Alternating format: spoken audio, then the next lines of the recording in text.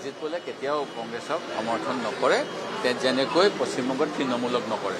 আৰু যোৱা 21 চনৰ নিৰ্বাচনতে বিজেপি বহুত ভাল ধৰণেৰে পশ্চিমবংগত জিকিব বুলি কৈছিল, যিটো প্ৰকৃতাৰ্থত নহ'ল। সেই গতিকে মই পূৰ্বৰ বিভিন্ন অনুমানৰ ভিত্তিত এক্সিট পোলবিলাকক সিমান এটা গুৰুত্ব নিদিওঁ, এইবাৰো মই দিয়া নাই। কিন্তু অসমৰ জনগণে যে পৰিৱৰ্তন বিচাৰিছিলে এয়া নিশ্চিত। জুবিন গাৰ্গৰ কাৰণে ন্যায় বিচাৰিছিল, চাহ জনজাতিয়ে মজুৰি বৃদ্ধি বিচাৰিছিল, ঠিক তেনেকৈ 6 জনগোষ্ঠীয়ে জনজাতিকৰণ বিচাৰিছিল। এইবিলাক আপোনালোকে ৰিপৰ্টিং কৰিছে বাস্তৱ। আৰু এইবিলাক যিহেতু ইয়াতে 10 বছৰ ধৰি বিজেপি চৰকাৰ আছিল, বিজেপি চৰকাৰৰ বিৰুদ্ধে ৰাজপথত অসমৰ জনগণে বিভিন্ন সময়ত মুখ্যমন্ত্ৰীয়ে মনা কৰা স্বত্বেও প্ৰতিবাদ কৰিছিল। আৰু সেই প্ৰতিবাদবিলাকেই গণতন্ত্ৰত ভোটলৈ পৰিৱৰ্তন হয়। সেই গতিকে মই যথেষ্ট আশাবাদী, অসমৰ ৰাইজে এইবাৰ এটা পৰিৱৰ্তনৰ সপক্ষে বতাহ বলিছিল আৰু সেই বতাহত তেওঁলোকে ভোট দিছিল।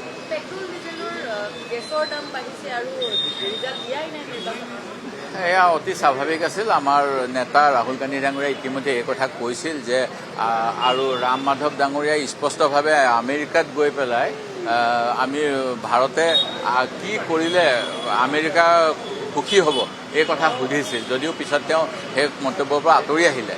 আমি মানে আমাৰ কোনো নিজৰ বিদেশ নীতি, কোনো অৰ্থনৈতিক নীতি নাই।